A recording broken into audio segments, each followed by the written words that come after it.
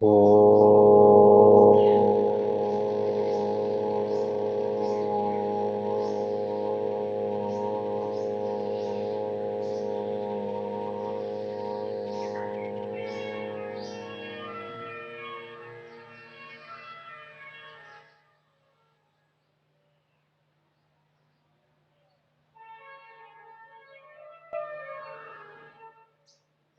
समादरणीय धार्मिक सज्जन वृंद,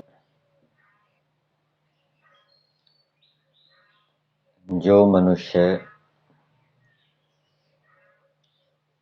प्रातःकाल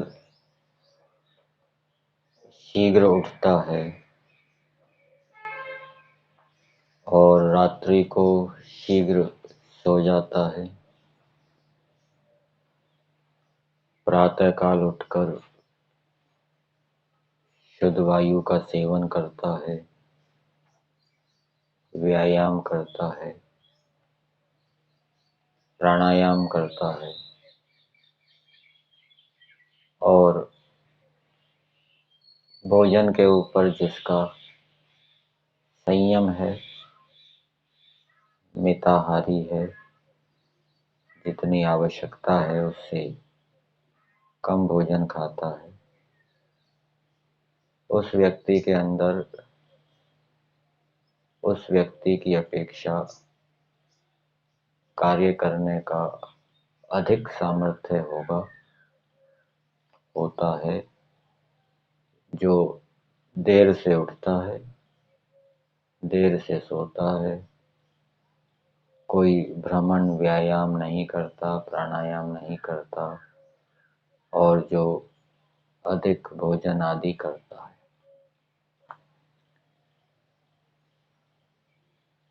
और दिनचर्या संयम के होने के साथ साथ जो व्यक्ति अपने दायित्वों का, कर्तव्यों का, धर्मों का भी साथ साथ पालन करता है। एक व्यक्ति तो केवल सवेरे जल्दी उठ रहा है, जल्दी सो रहा है, व्यायाम कर रहा है, लेकिन वो अपने दायित्वों का, कर्तव्यों का, धर्मों का पालन नहीं कर रहा। दूसरा व्यक्ति सवेरे जल्दी उठ भी रहा है, जल्दी सो भी रहा है, भोजन के ऊपर संयम है, व्यायाम करता है, लेकिन उसके साथ साथ वो अपने दायित्वों का, कर्तव्यों का, धर्मों का भी पूरा पालन करता है, तो उसके पास और अधिक कार्य करने का सामर्थ्य होगा, उसका मन और अधिक प्रसन्न होगा, शांत होगा। और एक व्यक्ति है जो दिनचर्या भी ठीक रख रहा है, संयम है, कर्तव्यों का, धर्मों का पालन कर रहा है, उसके साथ साथ वो वैराग्य से भी युक्त है, क्लेश उसके चित्त के अंदर नहीं उभरते, काम, क्रोध, लोभ, मोह, भय, शोक, ईर्ष्या, द्वेष आदि से वो पीड़ित नहीं होता।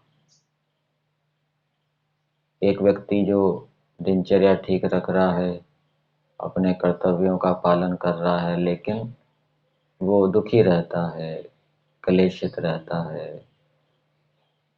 ईर्ष्या, क्रोध आदि से युक्त रहता है। दूसरा व्यक्ति है जो दिनचर्या भी ठीक पालन कर रहा है, अपने दायित्वों का भी, कर्तव्यों का भी ठीक पालन कर रहा है, साथ साथ में वो वैराग्य से भी युक्त है, क्लेशों से बचा रहता है, तो उसका सामर्थ्य उस पहले वाले व्यक्ति के अपेक्षा अधिक होगा कार्य करने का।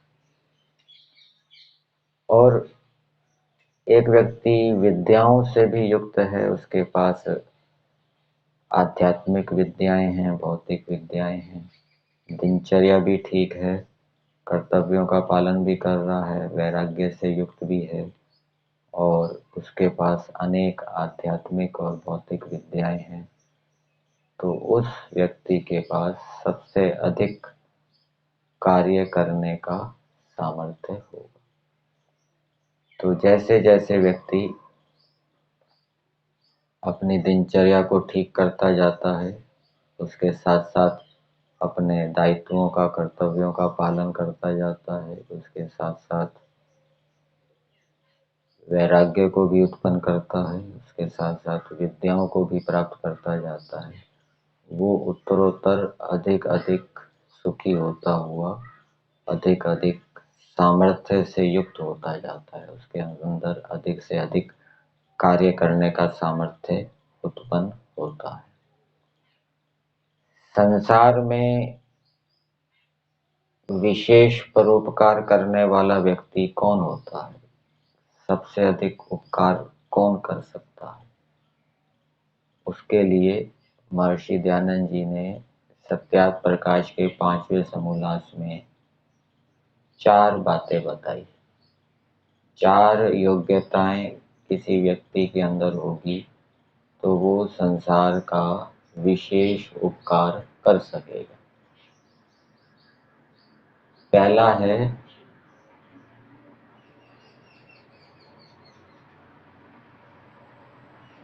पूर्ण विद्या। उस व्यक्ति के पास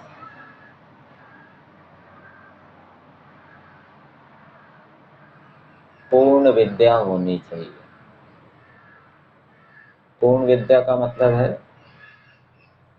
उस व्यक्ति में जितना सामर्थ्य है विद्या पढ़ने का, उस सामर्थ्य के अनुकूल उसने विद्याएं प्राप्त कर ली तो वो पूर्ण विद्या वाला कहलाएगा। किसी के अंदर कम सामर्थ्य होता है, किसी के अंदर अधिक सामर्थ्य होता है। कोई 2 शास्त्र को पढ़ सकता है, कोई 4 शास्त्र को पढ़ सकता है, कोई 10 शास्त्रों को पढ़ सकता है। हर एक का अलग अलग सामर्थ्य है, शरीर का, बुद्धि का। दूसरा है वैराग्य। जिसके पास, जिसमें वैराग्य है, वो भी संसार का विशेष उपकार करेगा, कर सकता है। पूर्ण विद्या हो, वैराग्य हो। तीसरी बात, जिसकी धर्म में निष्ठा है और ईश्वर में निष्ठा है। धर्म में निष्ठा, धर्म में प्रीति, धर्म में दृढ़ता, और ईश्वर में निष्ठा, ईश्वर में रुचि, प्रीति, ईश्वर जैसे अपने गुण कर्म स्वभावों को बनाना। तो इन 4 योग्यताओं से युक्त जो व्यक्ति है वो संसार का विशेष परोपकार कर सकता है। और इन योग्यताओं में जितनी जितनी कमी होगी उतना उतना वो उपकार संसार का नहीं कर पाएगा। ये बात समझनी चाहिए।